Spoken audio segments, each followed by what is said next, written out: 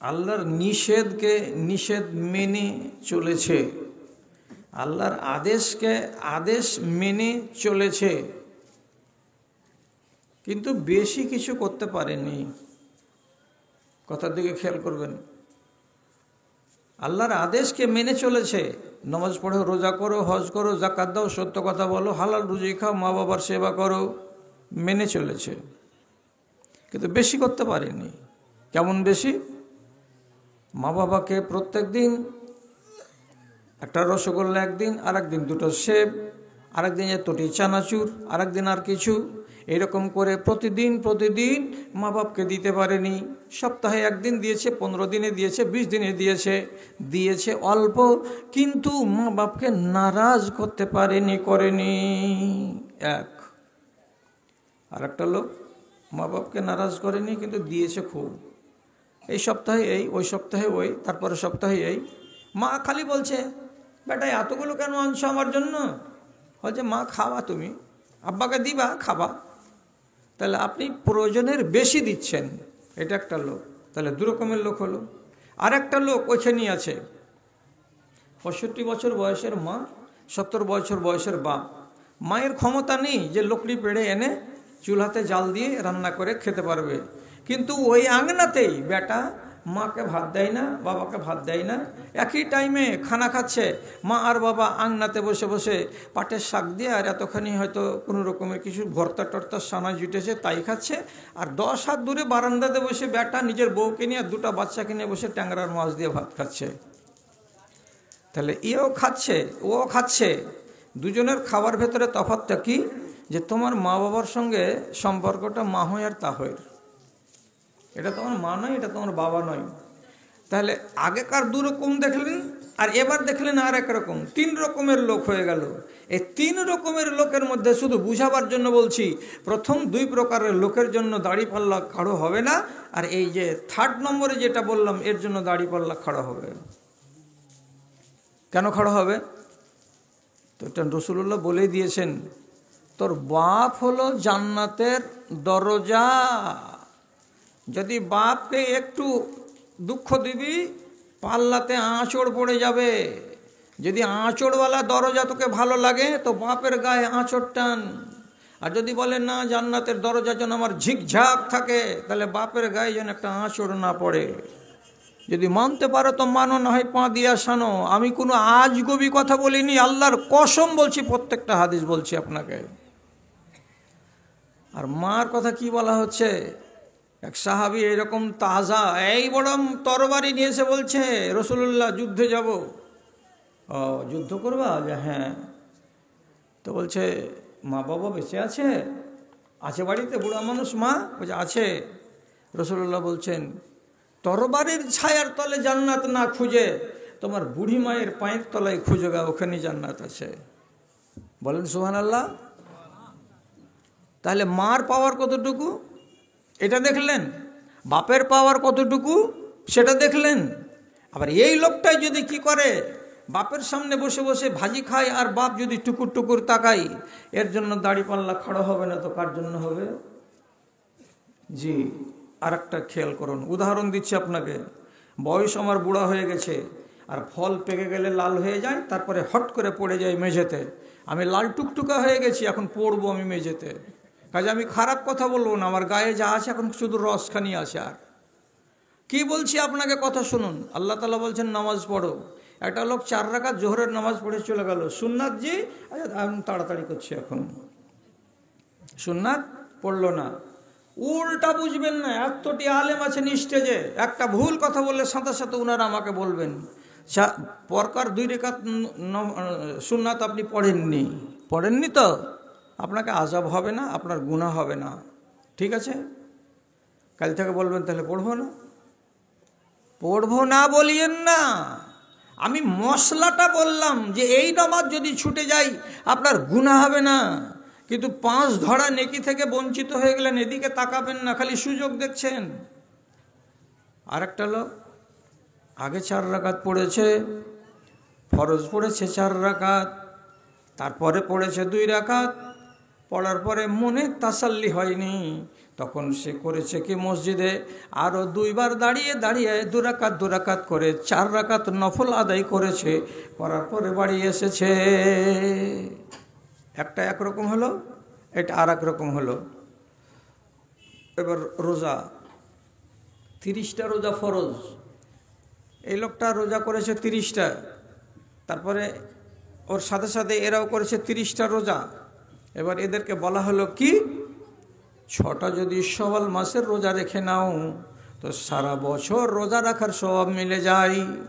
এই লোকটা বলছে আর পারবো না চাচা, 30টা রোজা করতে গিয়ে গুদড়ি লাট হয়ে গেছে, আর আমি স্বভাব দেখবো না, আমি রোজা রাখতে পারবো না। 6টা শাওয়ালের রোজা রাখলো না, এ রেখে নিল। আরও 2টা রোজা আছে। কিসের রোজা? তো বলছে আশুরার রোজা, মুহররমের 9 এবং 10, 2 দিন রোজা, বড় স্বভাবের রোজা। আমি রাখলাম, আপনি রাখলেন, আপনার বেটা, আপনার ভাতিজা, আপনার বংশের লোকেরা বলছে রাখতে পারবো না, রোজা রাখলো না, গুনাহ হবে না? 9 তারিখ জিলহিজ্জা মাসের আরাফার রোজা, রাখতে গেলে আগে পাশের গুনাহ 1 বছরের মাফ হয়ে যায়। আমি রাখলাম, আপনি রাখলেন, আপনার 10-12টা বংশের লোক কেউ রাখলো, আর বাকি লোকেরা রাখলো না। যারা রাখলো না তারা গুনাহগার নয়, তারা ফজিলত থেকে দূরে থেকে গেল। একদল রাখলো, একদল রাখলো না।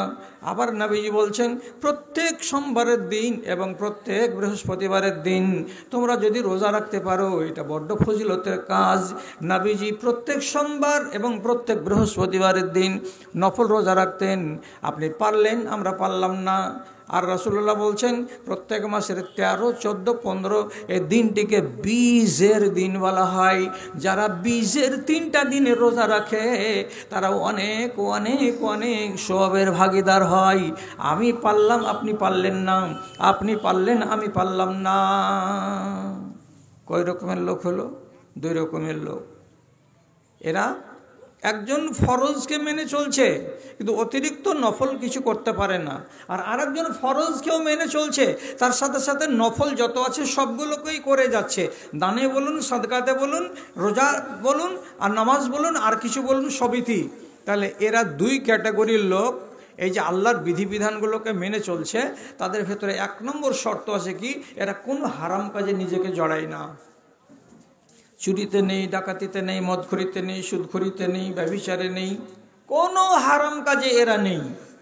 তাহলে এই 2 কোয়ালিটির লোক, এদের জন্য দাড়িপাল্লা নেই বলছি তো নেই নয়, দাড়িপাল্লা আছে, কিন্তু আপনার নেকিকে, আমলগুলোকে দাড়িপাল্লাতে চাপাবার দরকারই পড়বে না। কেন পড়বে না?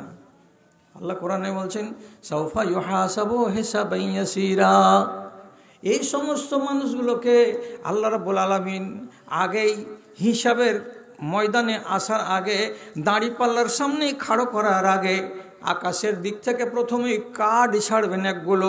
সে কার্ডগুলোকে বলা হয় কি, আরবি ভাষাতে বলে সাহিফা। সাহিফার মানে কি, একটা হলো কার্ড, একটা হলো পাস। একগুলো পাস হলো সবুজ রঙের, আর একগুলো পাস হলো লাল রঙের।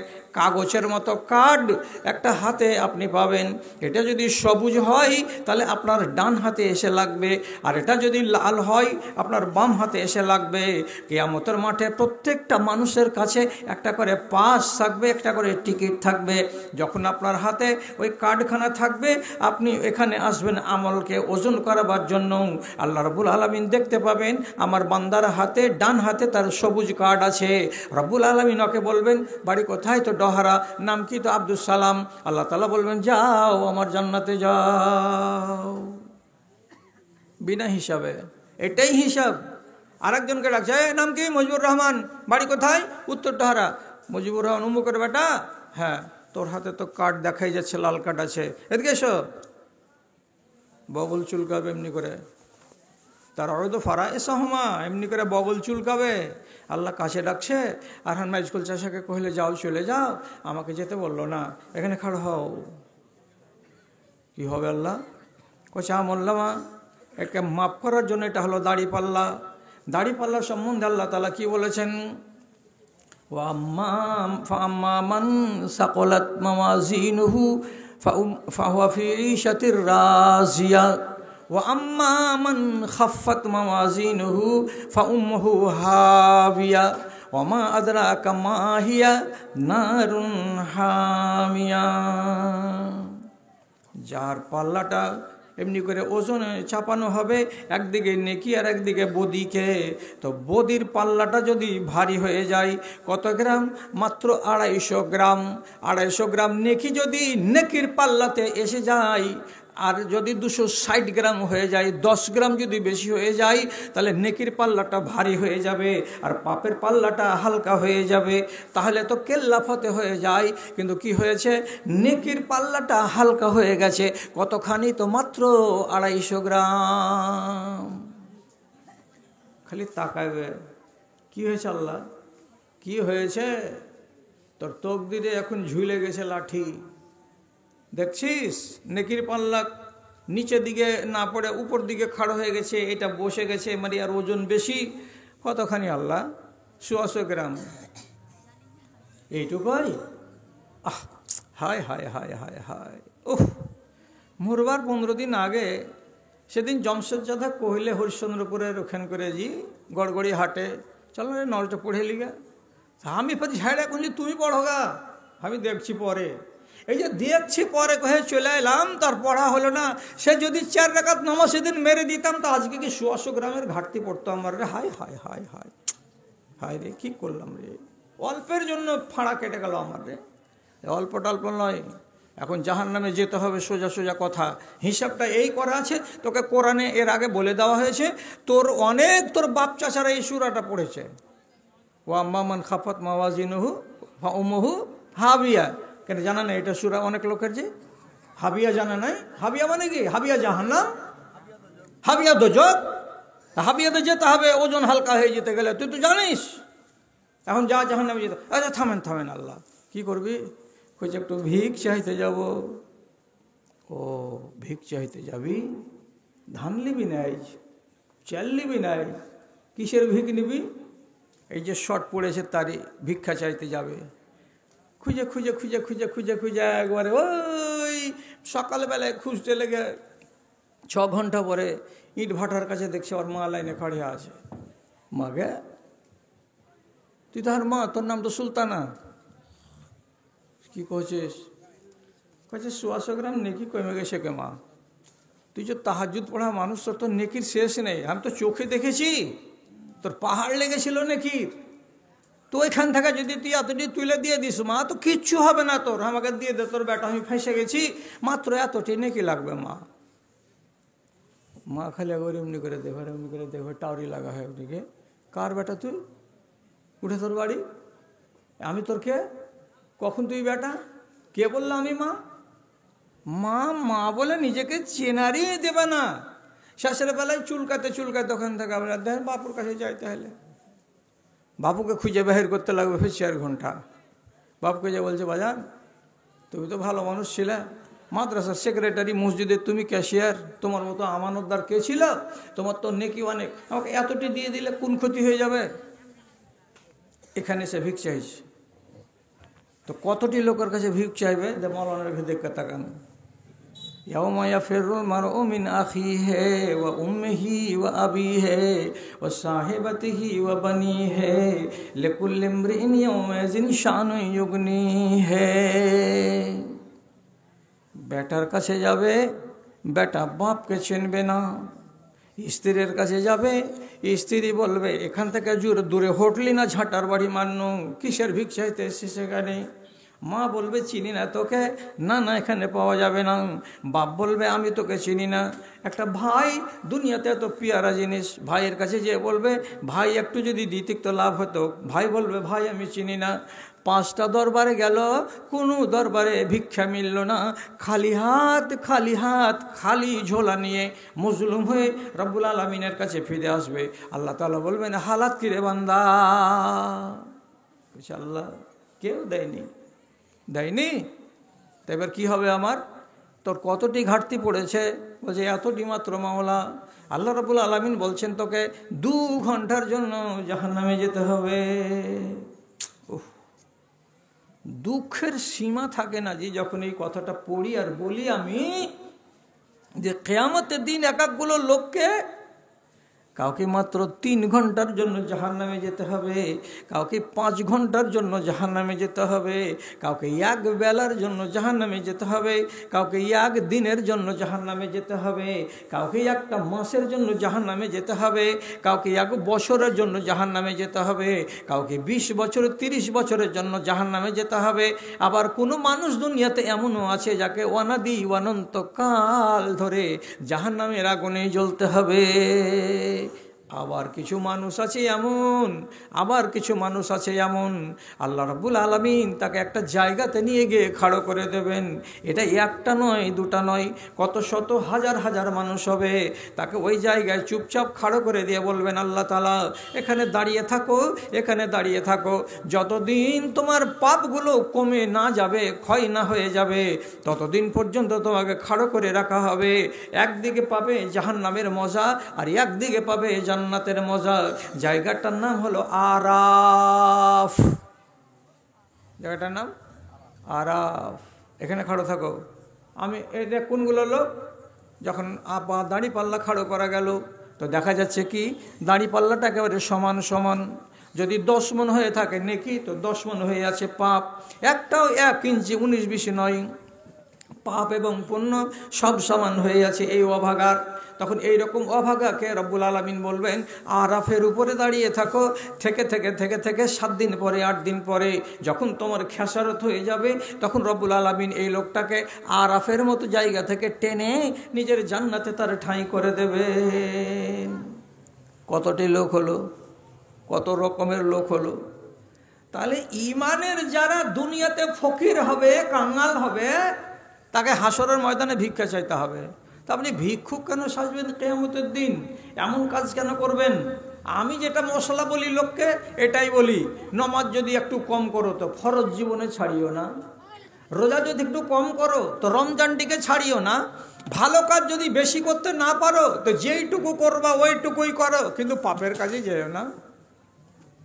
তাহলে তো তোমার হিসেবটা হালকা হবে। এদিকে নমাজ নেই, রোজা নেই, কানে লিড ভরে দিয়ে সারাদিন লেবারি করছে। যত লেবার আছে দিল্লিতে, বোম্বাইয়ে, গুজরাটে, রাজস্থানে, আমার জাত ভাই। আমি জানি কেন যে এই মোবাইলগুলোতে যখন আসে, কমেন্ট আসে, তখন হাজারো জনা লিখে আমি দুবাই থেকে দেখছি, আরেকজন বলছে আমি কাতার থেকে দেখছি, আরেকজন বলে আমি ইন্দোনেশিয়ার থেকে দেখছি, আরেকজন বলে আমি মালয়েশিয়া থেকে দেখছি, কে জাপান থেকে, কে কোনখান থেকে দেখছে। ওয়াজগুলো সবই শুনছে। এরা হলো লেবার, সারাদিন কাজ করার পরে সন্ধ্যাবেলায় আরাম করছে, খাওয়া দাওয়া করার পরে তো একটু জুন না ওয়াজগুলো শুনে দেখি। কেউ গান লাগিয়ে বসে আছে, কেউ ওয়াজ শুনছে। সবাই জানছে যে আসমানের মালিক হলেন রুজিদাতা। ও রাজি থাকতে গেলে রুজির দরজা খুলে যাবে, আর তাকে নারাজ করতে গেলে রুজি হবে বটে, কিন্তু রুজিতে বরকত হবে না। গানের লিড লাগিয়ে দিয়ে এত বড় বড় গামলা নিয়ে 3 তলাতে উঠছে, ওর ক্লান্তি বলে কিছু নেই। কেন নেই? এই যে সালাইন ইবলিসের চলছে কানে সব সময়, ওই আমাকে শক্তি দিচ্ছে, ওই আমাকে সাহস দিচ্ছে। তো তুমি যে ফকির হয়ে গেলা ইমানের, কাঙাল যে হয়ে গেলা তুমি ইমানের, তোমাকে যে আরেকদিন ভিক চাইতে হবে, এই কথাটা তুমি বুঝো না কেন?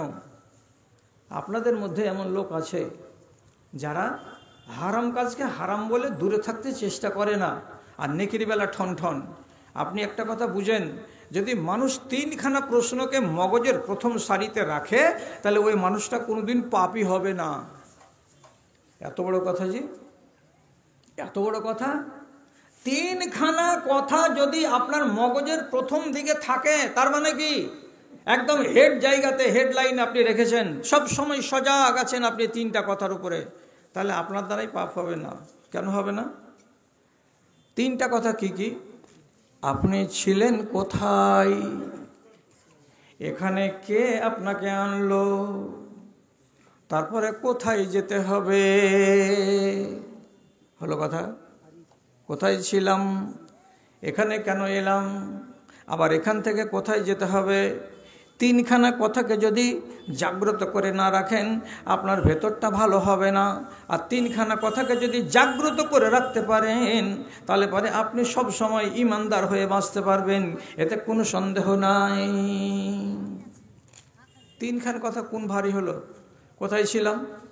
তো ছিলাম রুহের জগতে আল্লাহ তাআলা যেখানে রেখেছিলেন সেখানে। এলাম কোথায়? তো এই জায়গাতে। এখানে কেন এসেছি, কি করতে এসেছি? যা করতে এসেছি, এখান থেকে কোথায় যাব? বলছে আবার আমাকে কবরে যেতে হবে।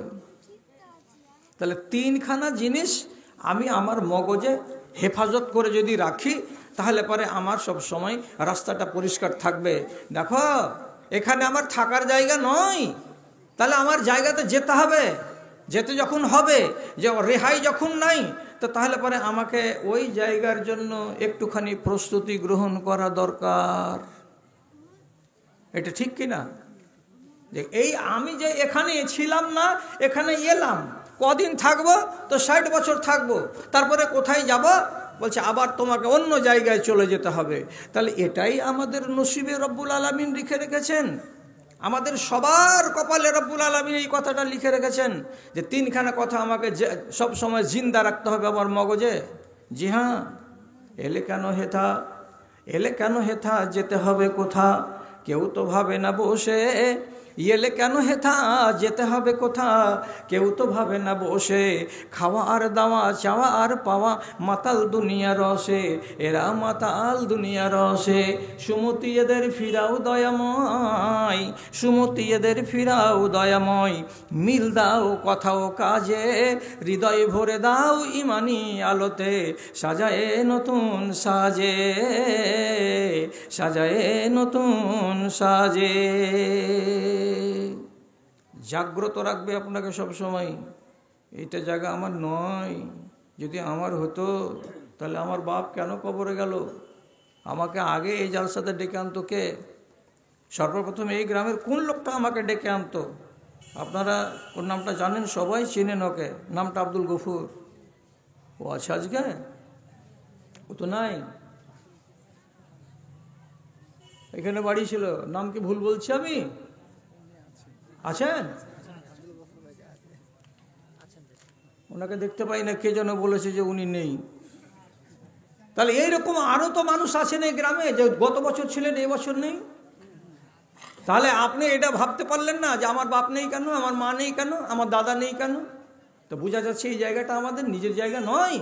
এখানে আমরা কিছুদিনের মতো আছি, আর সবাই মোবাইল বাজাচ্ছে, কিন্তু কেউ এই কথাগুলো তো মগজে ঠাঁই দেয় না।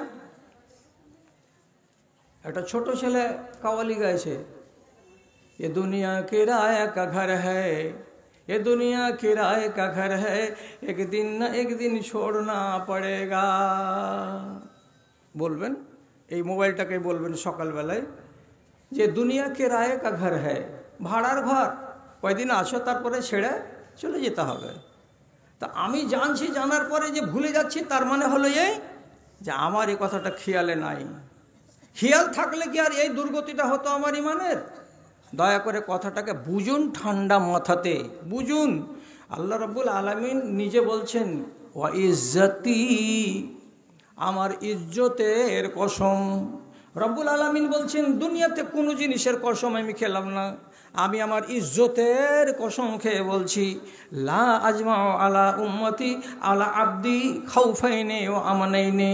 আমি আমার কোনো একটা বান্দাকে দুই দুনিয়াতে দুইবার করে আতঙ্কের মধ্যে রাখবো না, আর দুই দুনিয়াতে আমার কোনো বান্দাকে দুইবার আনন্দের মধ্যে রাখবো না। বুঝতে না পারেন তো আবার বলছি, দুনিয়া কটা? দুইটা, এই দুনিয়া আর ওই দুনিয়া। নিয়ামত আল্লাহর কয়টা বলছেন এখানে? তো দুইটা, একটা হলো ভয় আর একটা হলো আনন্দ। তো কি বলছেন আল্লাহ তাআলা নিজের কসম খেয়ে? আমার কোনো বান্দাকে আমি দুইবার করে ভয়ের মধ্যে ডুবিয়ে রাখবো না দুই দুনিয়ায়। আমার কোনো বান্দাকে নিরাপত্তার মধ্যে, নিশ্চয়তার মধ্যে, শান্তির ভেতরে ডুবিয়ে রাখবো না দুই দুনিয়ায় কোনো বান্দাকে। এর মানে আমার যে কোনো বান্দাকে আমি একবার সুখে রাখবো আর একবার আমি দুঃখে রাখবো। আমার বান্দারাকে একবার ভয়ের মধ্যে ডুবিয়ে রাখবো আর একবার আমি আনন্দের মধ্যে ডুবিয়ে রাখবো। তার মানে কি দুই দুনিয়াতে দুবারই সুখী হবেন এটা হতে পারে না, দুই দুনিয়াতে দুইবারই দুঃখী হবেন এটা হতে পারে না।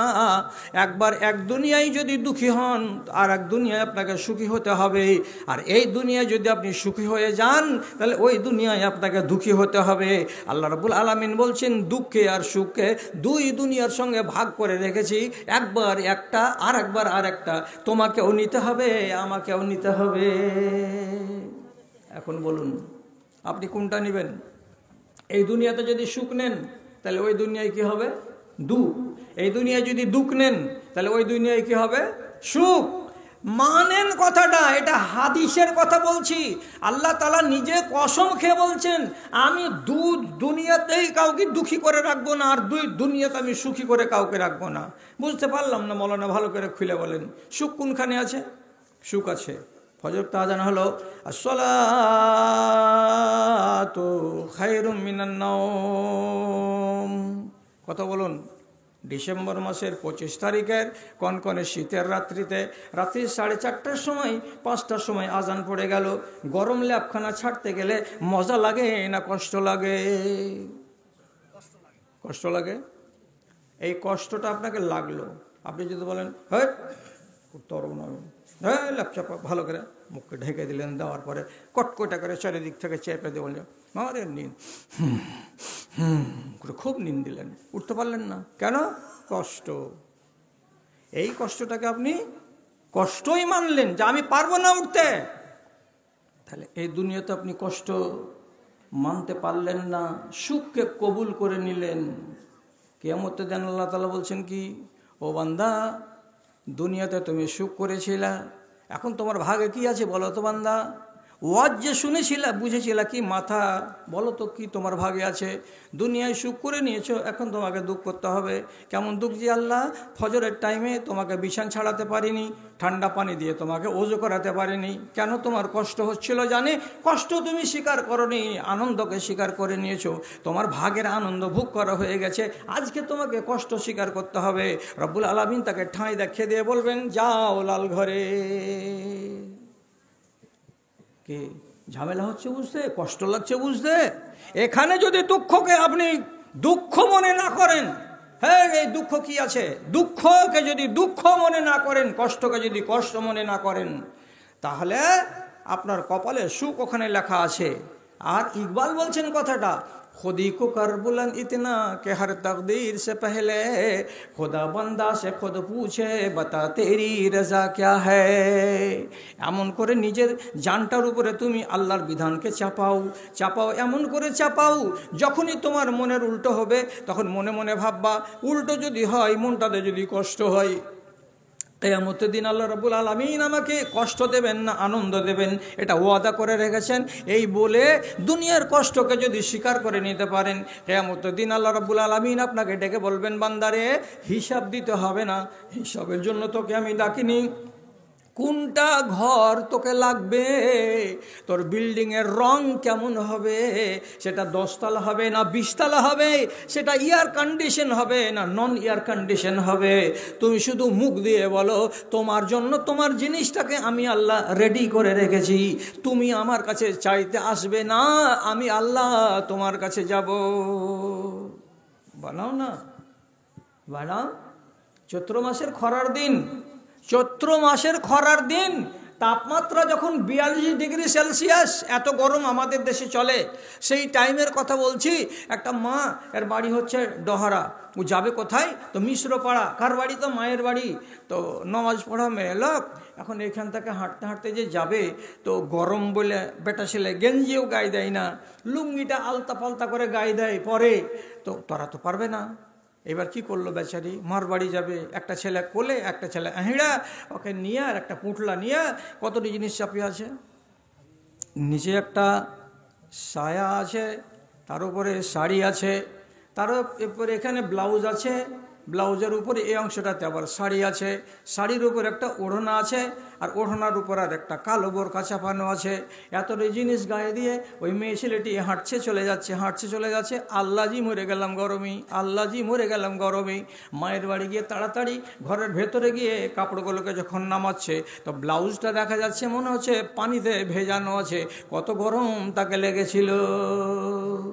আপনি বলুন, চৈত্র মাসের এই কড়া দিনে এতটি জামা কাপড় গায়ে দিয়ে যে মেয়েটি চলে যাচ্ছে, সুখ লাগছে না দুঃখ লাগছে?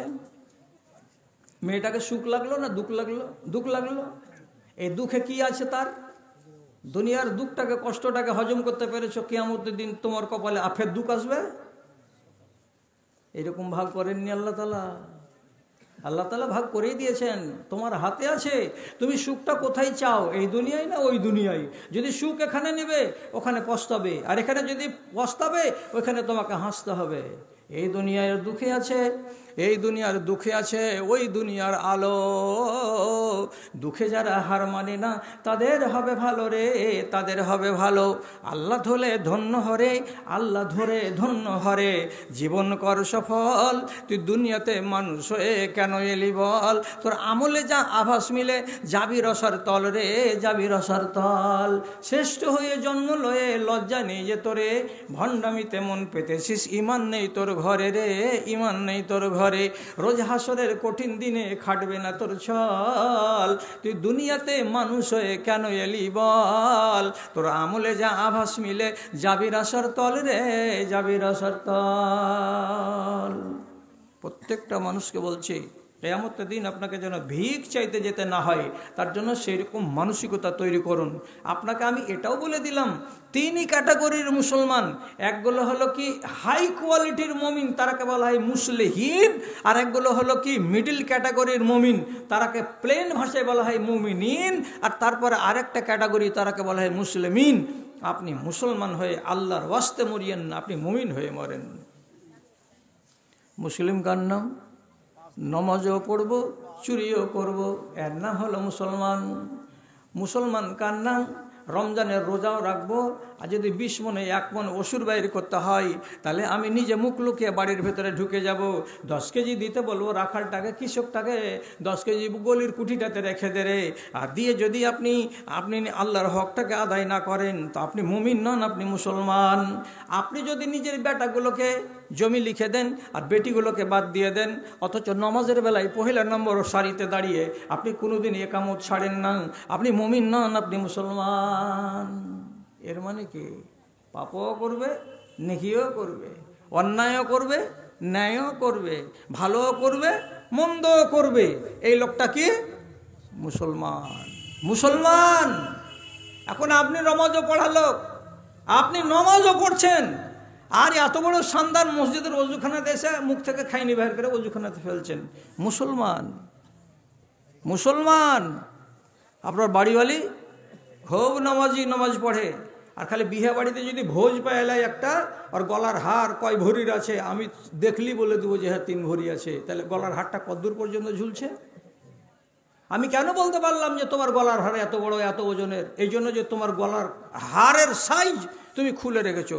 তোমার কানে ইয়াররিং আছে তো, কান সব সময় তোমার খোলা আছে। তুমি আল্লাহর কানুনকে মানো না, শুধু নমাজ পড়েছো আর এদিক থেকে মানোনি, তুমি মুমিন নও, তুমি মুসলমান। আর মুসলমান হয়ে মরে দেখো, তারপরে বুঝতে পারবা যে বদরুদ্দোজা মৌলভী বলেছিল অমুক তারিখে এই জালসাতে এসে কথাটা ঠিক না বেঠিক, সেদিন কিন্তু বুঝে নেবেন ঠেলাটা।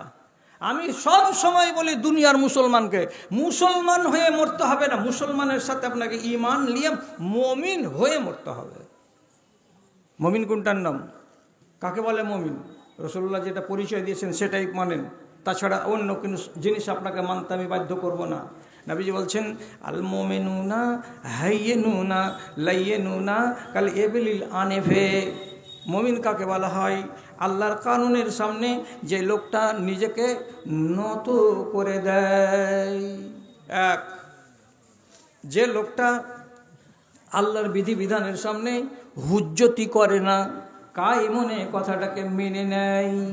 যে মানুষটার মনের ভেতরে জিদবাদ নেই, হটকারিতা নেই, মনটা হলো মুলাইম এবং মনটা হলো নরম, এ মানুষগুলা হলো মুমিনের পরিচয়।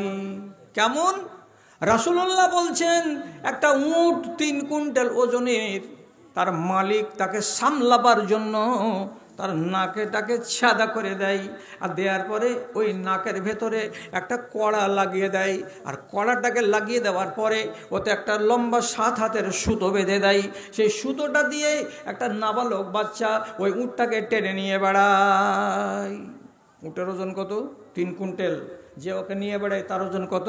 মাত্র 40 কেজি, মাত্র 40 কেজি। আপনারা একটু অভিজ্ঞতার নিরিখে বলবেন কথাটা। একটা উট হাটে যদি কিনেন, কেনার পরে যদি আপনি বলেন আমি কিনে নিয়েছি, আমি ওকে নিয়ে বাইরে চলে যাব, একাই আপনি একটা উটকে হাটে কিনে টেনে আনতে পারবেন? কেউ বলেন তো সহজ করে। আপনারা 4 বাপ বেটা মিলেও আনতে পারবেন না। হাজি মৌলী সাহেব কিনবো কেমন করে, আনবো কেমন করে? যে লোকটার কাছে কিনবেন সেই লোকটা যতক্ষণ পর্যন্ত সহযোগিতা না করবে, এর মানে কি ও নিজের মুনিবকে চিনে। মুনিব যখন ওর এমনি করে নাতটাকে ধরে, পাখাটাকে ধরে টানতে টানতে টানতে টানতে হাটের বাইরে নিয়ে যাবে, তখন কিন্তু আপত্তি করবে না। আর ওইখানে যাওয়ার পরে আপনার হাতে যখন তুলে দিবে, দেওয়ার পরে ওর মুখটাতে চোখটাতে গামছা দিয়ে আগেই বেঁধে দিবে, দেওয়ার পরে তখন সে ওখান থেকে চুপচাপ পালিয়ে যাবে। এবার আপনারাকে বলবে আস্তে আস্তে করে টানেন আর চলে যান, টানেন আর চলে যান। হঠাৎ মুখ খুলবেন যেমনি ওর গামছা, এমনি করে যদি দেখে 10 জনাকে পেতে গেল, প্রথমে এমনি করে টুটি খান যদি খালি এইরকম করে চাড়ে, আপনারা 10 জনাকে লেথড়ে ফেলে দিবে জমিনে। এত শক্তি, শুনবে না কাউরি কথা। কিন্তু নবী কি বলছেন? ওর যদি 7 বছর বয়সের একটা নাবালক চাকর থাকে, মালিক, ওই মালিকের হাতে যদি সুতোটা থাকে, তাহলে যেদিকে মালিকটা তার টেনে নিয়ে যাবে, ওই অত 3 কুইন্টাল ওজনের উটটা সেদিকে সেদিকে চলে যাবে। হুজ্জতি করবে না, নাফরমানি করবে না, মনটাকে নরম করে মুনিবের ইশারায় ইশারায় হাঁটতে থাকবে। এটা হলো উটের পরিচয়। কেমন উটের পরিচয়? নাকটাকে যার ছাঁদা করে বালা লাগানো আছে সেই উটের পরিচয়। তারপর রাসূলুল্লাহ বলছেন ইজাস্তাকাদা, যখন লাগামটাকে ধরে রশিটাকে ধরে টানবে, তখন পিছনে পিছনে পিছনে পিছনে হাঁটবে। ওয়াইজাস্তানা খা আনা খা, যখন ওই ছেলেটা বলবে এখানে বসে যা, গরম বালির উপরে যদি ইশারা করে দেয় এখানে বসে যা, ওইখানেই উটটা বসে যাবে। তাহলে মালিকের কথাই বসবে, মালিকের কথাই উঠবে। মালিক যদি টানে তো চলবে, মালিক যদি না টানে তো দাঁড়িয়ে যাবে। এটা কার চরিত্র বলা হলো? তো একটা উটের চরিত্র বলা হলো। বলছে উটটার এই চরিত্রের সঙ্গে তুলনা করা হয়েছে কাকে? তো একজন মুমিন মুসলমানকে। কেমন কথা যে, কেমন করে এটা কথা মিলবে যে উঠতে বললো তো উঠে গেল, বসতে বললো তো বসে গেল। উটটা সেই চরিত্র আমাকে ধারণ করতে হবে। এর মানেটা কি? এর মানেটা কি বুঝবেন তো? যারা বেশি বড় লোক হয়ে গেছে এই জমানায়, ও করে কি প্রত্যেক দিন সকালবেলায় বাড়ির ভিতরে একটা বেসিন লাগিয়েছে। আগেকার যুগের লোক বেসিন কি জিনিস বুঝতো না। এখন দিল্লি খাটাদের বাড়িতে বেসিন। আগেকার লোক ঝর্ণা কাকে বলে বুঝতো না, 5 স্টার হোটেল কাকে বলে বুঝতো না, এগুলো জিনিস জানতো না লোকে। এখন বাড়ি বাড়ি 5 স্টার। সকাল যেমন হয়ে গেল, পয়সাওয়ালা লোক তো, সামনে বেসিনের খাড়ো হলাম, বড় আয়না, চেহারা দেখা যাচ্ছে, একটা কোটা খুললাম, ওতে এখানে এই করে একটা ব্রাশকে ডুবিয়ে এই করে গালে গালে মাখিয়ে নিলাম। এটা হলো শেভিং ক্রিম। আর লাগাবার পর রেজার বের করলাম। এবার কি করছি? বিসমিল্লাহির রহমানির রহিম। পাক কাজ না, না পাক কাজ? হারামি কাজে বিসমিল্লাহ। কথা বুঝতে পারছেন কি না? মদ খেতে গেলে বিসমিল্লাহ কোহা লাগবে। কেউ যদি কয় বিসমিল্লাহির রহমানির রহিম, হারামি কাজে বিসমিল্লাহ লাগবে।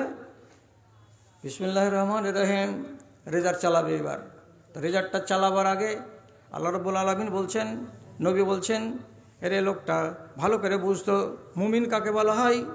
যখন তোকে টানবে তখন তুই হাঁটবি, যখন তোকে খাড়ো হতে বলবে তখন তুই খাড়ো হয়ে যাবি। উটের চরিত্র যেমন তোর চরিত্র তেমন হবে। এবার তোকে গাঁথা আছে কি দিয়ে? তো তোর নাকে লাগাম দিয়ে একটা নল লাগানো আছে, একটা কড়া লাগানো আছে। এবার তোকে বলছি উটটার মতো করে শরীয়ত তোকে টানছে এমনি করে ধরে। বলতো তোকে শরীয়ত বলেছে কি দাড়িতে তোকে এরকম করে কোপ মারতে হবে। যদি বলো হ্যাঁ তো চালাও, আর যদি বলে না তো না চালাও। তো তোমাকে জিজ্ঞেস করা হলো এভাবে তোমার এটাকে রেজার লাগানো যাবে কি যাবে না? তো না যাবে না। আলেমেরা বলেছেন তাহলে তোমাকে থেমে যেতে হবে। থেমে যাও, থামো, থেমে যেতে হবে। কই থামলা তুমি? তুমি তো থামলা না। তো থামলা তো, তাহলে উটের চরিত্র কই এলো তোমার ভিতরে? এলো না। যখন এলো না তা তো মুমিন নাও তুমি। তাহলে মুমিনের নাম থেকে আমি খারেজ হয়ে গেলাম কি মূলে? এই সামান্য একটা হাদিস মূলে। হাদিসটাকে বুঝতে গেলাম আর হাদিসটাকে ব্যাখ্যা করতে গেলাম, আপনি আর আমি সবাই ধরা পড়ছি। অতীব সহায় চলিতে বলিতে কত ভুল ত্রুটি হয় গো, ভুল ত্রুটি হয়। সেসবের খতিয়ান নিও না কো তুমি, এইটুকু করুণা চাই শুধু আমি। এর বেশি চাহিবার আর কিছু নাই, সকলের দাতা তুমি ওগো দয়াময়।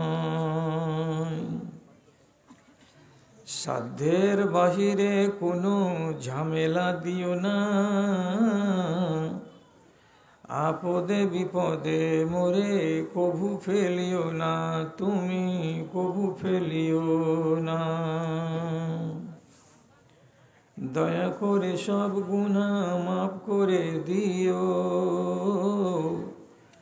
রহম করিও মওলা রহম করিও।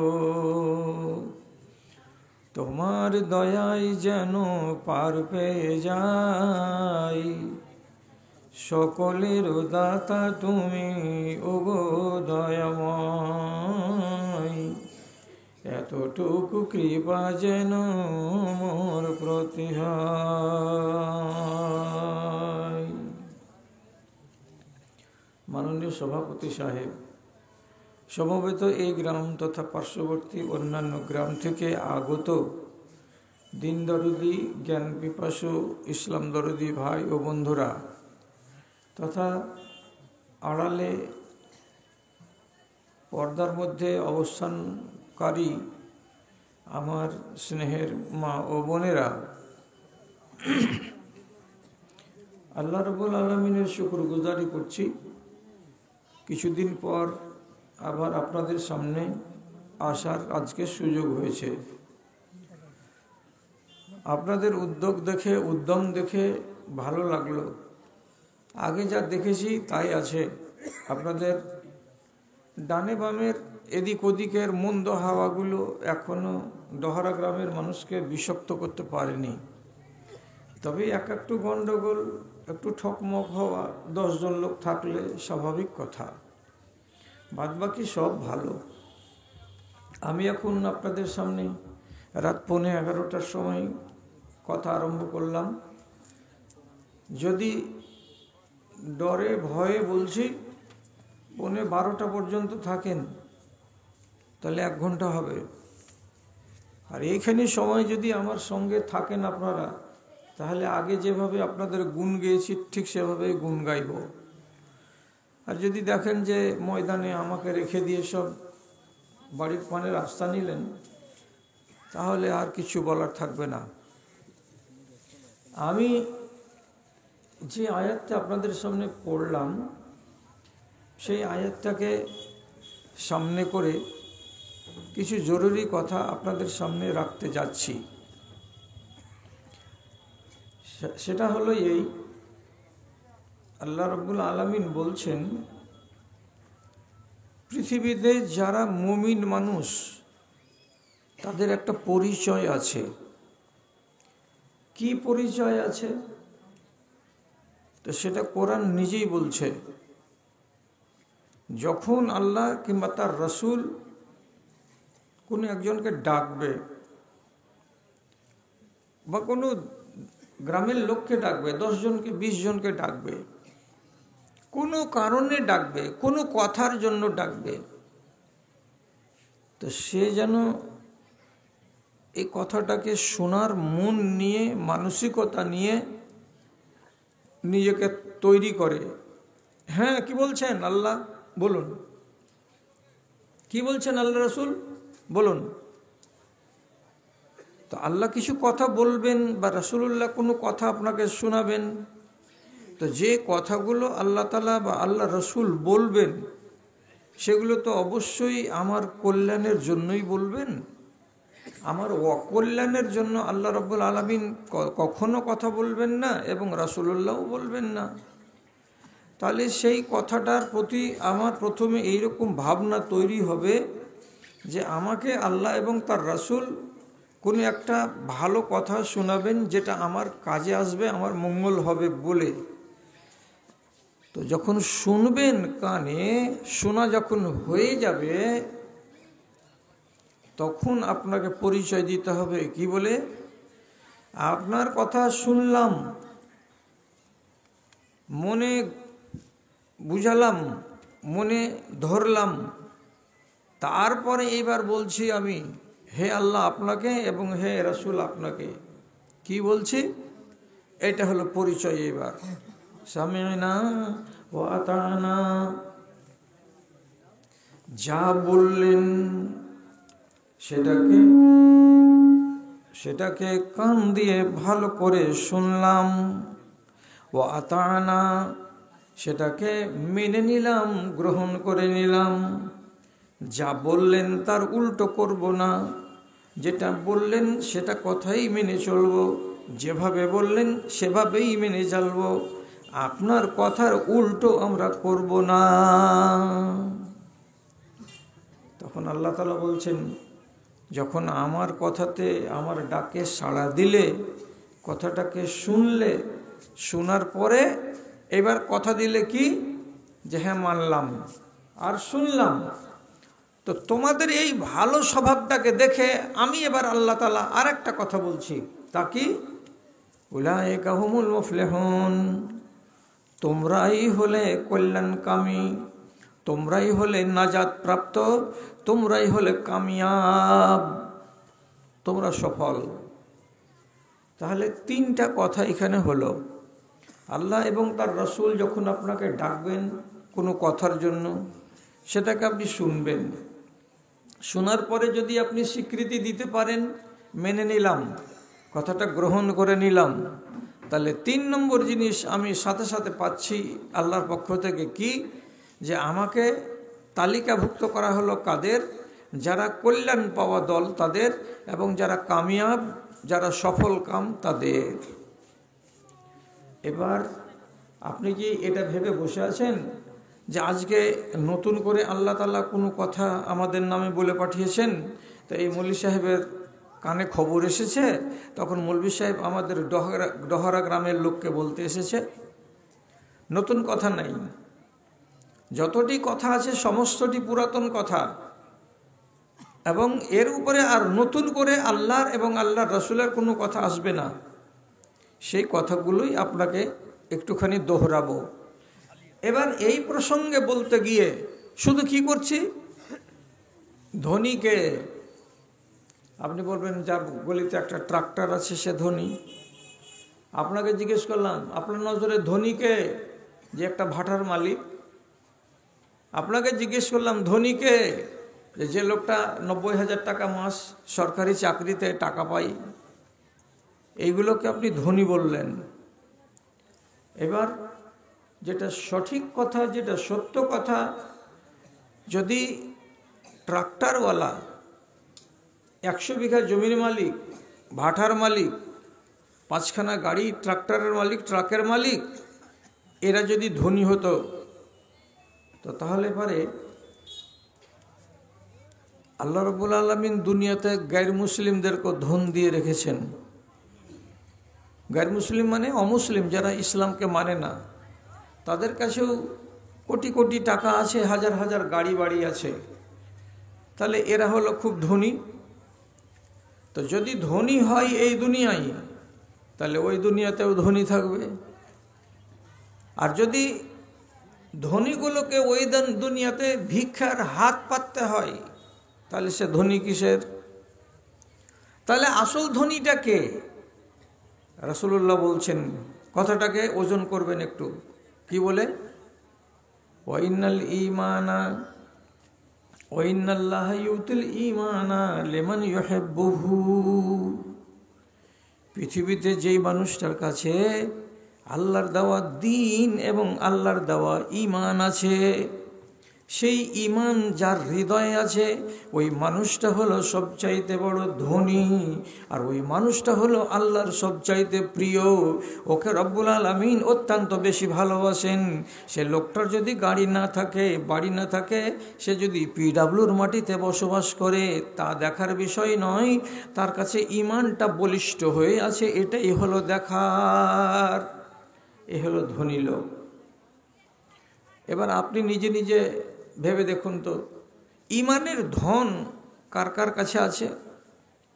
আর আপনাকে আল্লাহ তাআলা ধনী বানিয়েছেন, পছন্দ করেন বলে এর 1 নম্বর প্রমাণ আপনাকেই দিতে হবে বসে বসে। কেন? ভারতবর্ষে কতটি লোক আছে? 137 কোটি। ভারতবর্ষে লোক 135 কোটি। 135 কোটি লোকের ভেতরে সরকারি সমীক্ষা বলছে 24 কোটি মুসলমান। 24 কোটি মুসলমান। তাহলে 111 কোটি লোক ভারতের বাদবাকিটি এদের ঈমান নেই। তাহলে যার ঈমান নেই তাকে কি আল্লাহ তাআলা ভালোবাসেন? নিশ্চয়ই না। হাদিসে রাসূলুল্লাহ বললেন, যার কাছে আমি ঈমান দিয়েছি তাকে আমি ভালোবেসেছি, আর যাকে আমি ভালোবাসিনি তাকে আমি ঈমান দিইনি।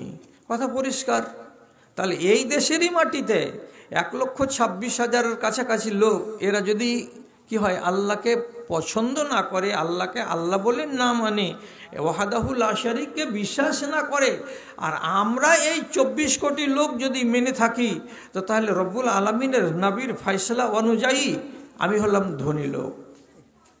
আমি হলাম ধনী, আমার কাছে ঈমানের ধন আছে। আর তুমি ধনী নও, তোমার কাছে ঈমানের ধন নেই। আপনি যদি তাও বিশ্বাস করতে না পারেন, তাহলে এই কথাটা তো একবার ফয়সালা করবেন। কি কথাটা? যে আল্লাহ তাআলা আমার এই গ্রামের চারিদিকে, এদিকে ওদিকে অনেকগুলো গ্রাম আছে যেগুলো অমুসলিম গ্রাম, আপনাকে রব্বুল আলামিন ডহরা গ্রামের একটা হাজি সাহেবের স্ত্রী, একটা সে এক মহিলা নামাজি, তার পেট থেকে আপনাকে আল্লাহ তাআলা কেন জন্ম দিলেন? আপনার রুহটাকে যদি কি করে দিতেন, ডান দিকের গ্রামে সুলতাননগরের উত্তর দিকে যে অমুসলিম গ্রামটা আছে, সেখানকার একটা কোনো হিন্দু মহিলার পেট থেকে যদি আপনার জন্মটা দিয়ে দিত, তাহলে আপনি কাঙালের খাতায় চলে যেতেন না? একদম চলে যেতেন। কিন্তু আল্লাহকে বলেননি, অথচ রব্বুল আলামিন কি করেছেন? আপনার রুহটাকে নিয়ে এসে 120 দিন যেদিন বয়স হয়েছিল আপনার মায়ের পেটে, আমার মায়ের পেটে রক্তপিণ্ডটা, মাংসপিণ্ডটা, ওইখানে এসে আল্লাহ ফেরেশতাকে আল্লাহ তাআলা বললেন, অন্য গ্রামে দিবি না এটা, এই যে রুহটা দিয়ে পাঠালাম, এটা ডহরা গ্রামের মধ্যপাড়ায় জামে মসজিদের দক্ষিণ দিকের বাড়িতে অমুক মহিলার পেটের ভেতরে একটা বাচ্চা স্থান পেয়েছে, তার বয়স হলো 120 দিন। এই 120 দিনের মাংসপিণ্ডর ভেতরে এটাকে গুজে দিয়ে চলে আয়। তাহলে এই কৃপাটা প্রথমেই আল্লাহ তাআলা করেছেন আমার উপরে, যে আমাকে মুসলমান মা বাবার ঔরসে জন্ম দিয়েছেন, আমাকে ভালোবেসেছেন বলেই আমাকে মুসলমান করে পৃথিবীতে পাঠিয়েছেন, আর আল্লাহ ভালোবেসেছেন বলেই এখন আমি একজন মুসলমান ইমানদার হয়ে বেঁচে আছি। যদি এটা আপনাকে সম্পত্তি বলে মনে হয়, তাহলে এবার জানুন যে যত বড় ইমানদার সে তত বড় ধনী, আর যার ইমান যত কম সে ইমানের দিক দিয়ে হলো কাঙাল। কাঙাল। ইমানটা এক পজিশনে থাকে না, ইমানের পজিশন উল্টিতে থাকে, পাল্টিতে থাকে। এবং এটাও ভালো করে বুঝে রাখেন যে ইমান 2-4-10 মিনিট 20 মিনিটের জন্য আপনার হৃদয়ের ভেতর থেকে পালিয়েও যায় আর আবার ফিরে আসে। বিশ্বাস করুন কথাটা, ইমান বড় হয়ে যায় আর ইমান ছোট হয়ে যায়, আবার ইমান এমন এমন সময় আসে যে অন্তর থেকে বেরিয়েও যায়, আবার ফিরে আসে অন্তরে। 3খানা কথাকে মাহফুজ করুন। এ গ্রামের লোক আপনারা খুব ওয়াজ শুনতে ভালোবাসেন। ইমান বড় হয়, ইমান ছোট হয়, মানতে পারলেন না? রাসূলুল্লাহ বলছেন, রাতের বেলায় স্বপ্ন দেখলাম, আমাকে আমার কিছু উম্মতি সাহাবীকে দেখানো হলো। কেমন অবস্থায়? তো বলছি, একজনের গায়ে দেখছি তার জামাটা নাভি বরাবর, আরেকটা সাহাবীকে দেখছি তার গায়ের জামাটা হাঁটু বরাবর, আরেকটা কিছু সাহাবীকে দেখলাম তার গায়ের জামাগুলো পায়ের গোড়ালি বরাবর, এমন সময় একটা সাহাবীকে দেখলাম যে সাহাবীটা জামা গায়ে দিয়েছে, তো তার জামাটা এত লম্বা যে হাঁটছে এখানে আর 3 ফিট দূরে 4 ফিট দূরে তার জামাটা জমিনে ছেঁচড়াচ্ছে আর চলে যাচ্ছে, ছেঁচড়াচ্ছে আর চলে যাচ্ছে। এর জামা কত বড়, এদের জামা কেমন? কেউ এই বুক বরাবর জামা, কাউরি নাভি বরাবর জামা, কাউরি হাঁটু বরাবর জামা, কাউরি পায়ের গোড়ালি বরাবর জামা। আর এই সাহাবীর দেখছে যে 3 হাত লম্বা হয়ে পিছন দিকে জামাটা ছেঁচড়াচ্ছে আর হাঁটছে, এত লম্বা জামা।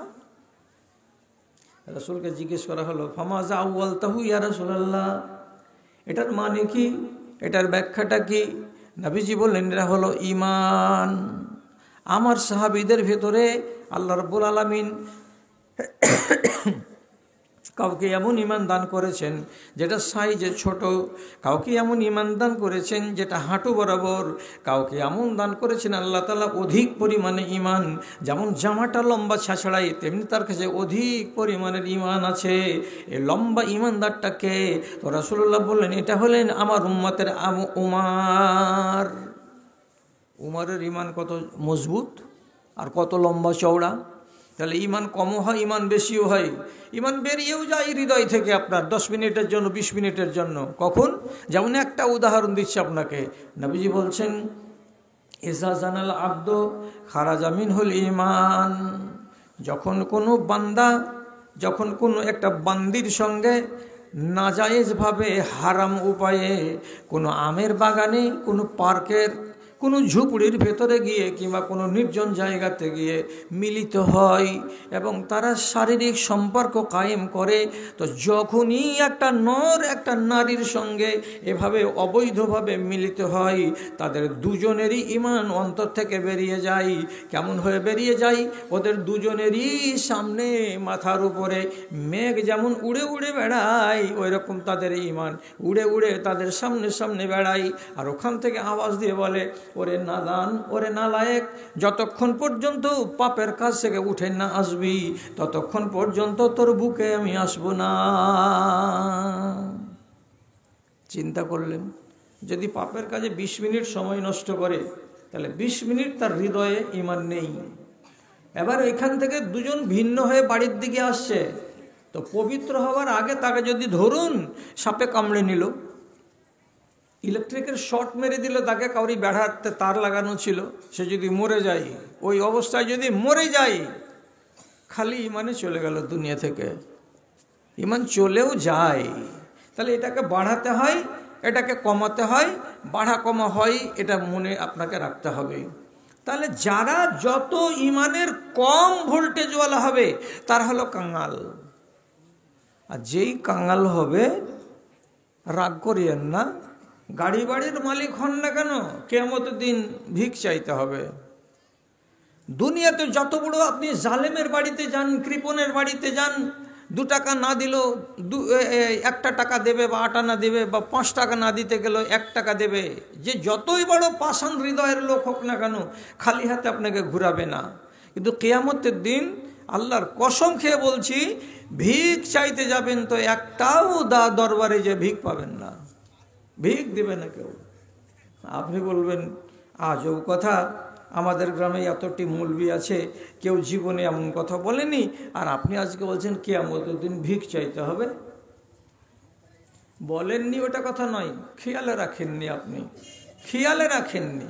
ভাষাটা আলাদা হচ্ছে বলে হয়তো আপনাকে নতুন মনে হচ্ছে, কিন্তু এই কথাটা মাথায় রাখবেন।